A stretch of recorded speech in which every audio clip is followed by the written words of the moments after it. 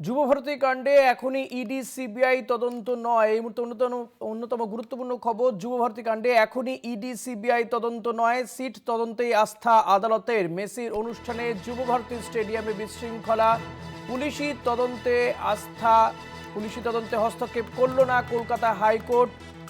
যুবভারতী কাণ্ডে এখনই ED CBI তদন্ত নয়, সিটের তদন্তেই আস্থা কলকাতা হাইকোর্টের। প্রতিনিধি পীযূষ কান্তি নাগ রয়েছে আমার সঙ্গে টেলিফোনে। পীযূষ, এখনই ইডি সিবিআই তদন্ত কেন দিল না আদালতের ক্ষেত্রে কি পর্যবেক্ষণ তাদের? দেখো, কলকাতা হাইকোর্টে সল্টলেক স্টেডিয়ামে মেসির অনুষ্ঠান ঘিরে যে ঘটনা ঘটেছিল তা নিয়ে যে জনস্বার্থ মামলা দায়ের হয়েছিল, সেই জনস্বার্থ মামলায় অন্তর্বর্তীকালীন নির্দেশের যে আবেদন ছিল তা খারিজ করে দিল কলকাতা হাইকোর্ট। কলকাতা হাইকোর্ট এই অন্তর্বর্তীকালীন নির্দেশিকা খারিজ করার বিষয়ে পরিষ্কার জানিয়ে দিল যে এই মুহূর্তে কোনো কেন্দ্রীয় তদন্তকারী সংস্থাকে দিয়ে তদন্ত কোনো প্রয়োজন নেই। তার কারণ, তদন্ত প্রাথমিক পর্যায়ে রয়েছে। রাজ্য সরকারের যে তদন্ত কমিটি আদালত গঠন করা হয়েছে, প্রাথমিকভাবে আদালত মনে করছে যে এই তদন্ত কমিটি বৈধ এবং 13ই ডিসেম্বর 2025 তারিখে যে গেজেট আনুষ্ঠানিকভাবে জারি করে যে আদালত রাজ্য সরকার যে তদন্ত কমিটি গঠন করেছিল তাতেই আস্থা রাখলো আদালত। তবে কলকাতা হাইকোর্ট এই বিভিন্ন কমিশন বা তদন্ত কমিটি গঠন করা নিয়ে কিন্তু বেশ কিছু প্রশ্ন তুলেছে। কলকাতা হাইকোর্ট এই রায় দিতে গিয়ে ভারপ্রাপ্ত প্রধান বিচারপতি সুজয় পাল ও বিচারপতি পার্থসারথী সেনের বেঞ্চ উল্লেখ করেছে যে যে তদন্ত এগোচ্ছে সেটি সম্পূর্ণভাবে প্রাথমিক পর্যায়ে রয়েছে। সুতরাং এই প্রাথমিক পর্যায়ে এই তদন্তের ক্ষেত্রে আদালত মনে করছে না যে এই মুহূর্তে তদন্ত হস্তান্তরের কোনো প্রয়োজন রয়েছে। পরবর্তীকালে এই মামলার শুনানির দিন ধার্য করা হয়েছে, যে 16ই ফেব্রুয়ারি শুনানির দিন ধার্য করা হয়েছে। তার মধ্যে এই তদন্ত কতদূর এগোলো এবং তদন্তের গতি প্রকৃতি কি, পীযূষ, তা একটা বিষয় কিন্তু জানতে চাইবো। আদালত। এই যে এসআইটি নিয়োগ নিয়ে আদালত প্রশ্ন তুলেছে, এক্ষেত্রে কি প্রশ্ন তুললো আদালত? দেখো, এসআইটি যে নিয়োগ করা হয়েছে সেই নিয়োগের একটা প্রশ্ন উঠেছে যে এই সিট, যাদের নিয়ে সিট গঠন করা হয়েছে, সেই সমস্ত আইপিএস অফিসার যারা রয়েছেন তারা তদন্ত করছেন কাদের বিরুদ্ধে? যে এফআইআর হয়েছে সেই এফআইআর এর সঙ্গে তারা শোকজ করছেন তাদের ঊর্ধ্বতন অফিসার, অর্থাৎ ডিজি লেভেলের যে সমস্ত অফিসার রয়েছে তাদের বিরুদ্ধে।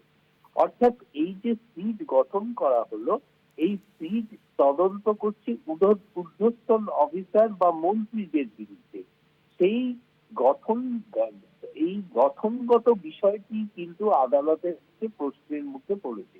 তার কারণ, একজন অধস্তন কর্মচারী বা অফিসার তার ঊর্ধ্বতন আধিকারিকের বিরুদ্ধে তিনি তদন্ত করবেন, সেই তদন্তটা কতটা সঠিকভাবে এগোবে এবং কতটা নিরপেক্ষ হবে, সেই তদন্তে কোনো প্রভাব পড়বে কিনা, এই বিষয়ে কিন্তু একটা আবেদনকারীদের তরফ থেকে একটা সওয়াল পর্বে বেশ কিছু যুক্তি করা হয়েছিল। তার কারণ, এখনো পর্যন্ত রাজীব কুমার কিন্তু ডিজি পদেই আসীন রয়েছেন এবং যে বিধাননগর পুলিশ কমিশনারের এবং প্রিন্সিপাল সেক্রেটারি যাদের শোকজ করা হয়েছে, এদের এই শোকজের জবাব বা কারা দিচ্ছেন না তাদের যে অধস্তন আইপিএস অফিসার রয়েছেন তারা দিচ্ছেন। এখানেই কিন্তু আদালত এই সিট গঠনের বিষয়টিকে নিয়ে প্রশ্ন তুলেছে বেশি। কথা বলছিলাম প্রতিনিধি পীযূষ কান্তি নাগের সঙ্গে। যুবভারতী ক্রীড়াঙ্গনে যে মেসির অনুষ্ঠানে যে বিশৃঙ্খলার ঘটনা, সেই তদন্ত করছে এসআইটি বা পুলিশি তদন্ত চলছে। সেই তদন্তে কিন্তু এখনই হস্তক্ষেপ করল না আদালত, অর্থাৎ কেন্দ্রীয় তদন্তকারী সংস্থাকে যে তদন্তভার দেওয়ার দাবি উঠেছিল সেক্ষেত্রে আদালত মনে করছে না যে এখনই ইডি সিবিআইকে তদন্তভার দেওয়ার প্রয়োজনীয়তা রয়েছে। তদন্ত একেবারে প্রাথমিক পর্যায়ে রয়েছে, সেই কারণেই কিন্তু তদন্ত এসআইটি করবে বলে জানিয়ে দিয়েছে আদালত। এবং সেক্ষেত্রে এসআইটি নিয়োগ নিয়ে একটা প্রশ্ন রেখেছে এক্ষেত্রে আদালত। তবে যে দাবি উঠেছিল যুবভারতী ক্রীড়াঙ্গনে মেসির অনুষ্ঠানে যে বিশৃঙ্খলা, যে ভাঙচুরের ঘটনা, দর্শকদের যে অভিযোগ ছিল তারা মেসিকে দেখতে পারেননি, সে কারণে তারা ক্ষেপে যান, ভাঙচুর চালান যুবভারতী ক্রীড়াঙ্গনে। এই ঘটনার তদন্ত এসআইটি করছে।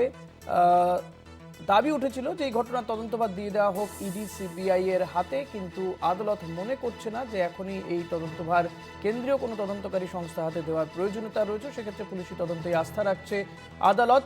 তবে এসআইটি নিয়োগ নিয়ে একটা প্রশ্ন রেখেছে আদালত। এই মামলার পরবর্তী শুনানি 16ই ফেব্রুয়ারি এমনটাই জানা যাচ্ছে। যুবভারতী ক্রীড়াঙ্গনে যে ঘটনা ঘটেছে মেসি মেস, তাতে ইডি সিবিআই তদন্ত নয়, এখনই কেন্দ্রীয় তদন্তকারী সংস্থা হাতে তদন্তভার তুলে দেওয়ার কোনো প্রয়োজন নেই বলে জানিয়েছে আদালত। সিট তদন্তে আস্থা রাখছে হাইকোর্ট। সিটের তদন্তে আস্থা কলকাতা হাইকোর্টের। তবে সিটের নিয়োগ নিয়ে একটা প্রশ্ন রয়েছে এবং আদালত মনে করছে তদন্ত প্রাথমিক পর্যায়ে রয়েছে, তাই এখনই হস্তক্ষেপ করার কোনো প্রয়োজনীয়তা আছে বলে মনে করছে না আদালত। মেসির অনুষ্ঠানে যুবভারতীতে যে বিশৃঙ্খলার ঘটনা, সেই বিশৃঙ্খলার ঘটনায় এখনই ইডি সিবিআই তদন্ত নয়। তবে এবং এক্ষেত্রে সিটের তদন্তেই আস্থা রাখছে কলকাতা হাইকোর্ট। তবে সিটের নিয়োগ নিয়ে প্রশ্ন তুলেছে আদালত।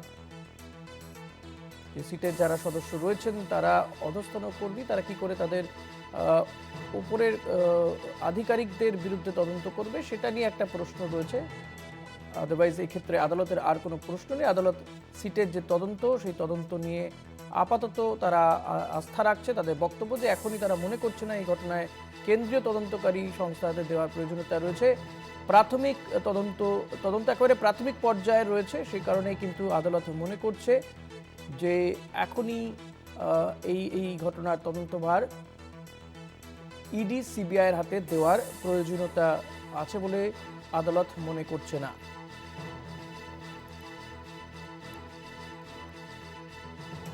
তদন্ত প্রাথমিক পর্যায়ে, তাই এখনই হস্তক্ষেপ নয় বলে জানিয়েছে আদালত। বিচারপতি সুজয় পাল, পার্থসারথী সেনের ডিভিশন বেঞ্চ এমনই নির্দেশ দিয়েছে। সিটের তদন্তেই, এসআইটির তদন্তেই আস্থা রাখছে কলকাতা হাইকোর্ট। পুলিশি তদন্তে কোনো হস্তক্ষেপ করল না কলকাতা হাইকোর্ট।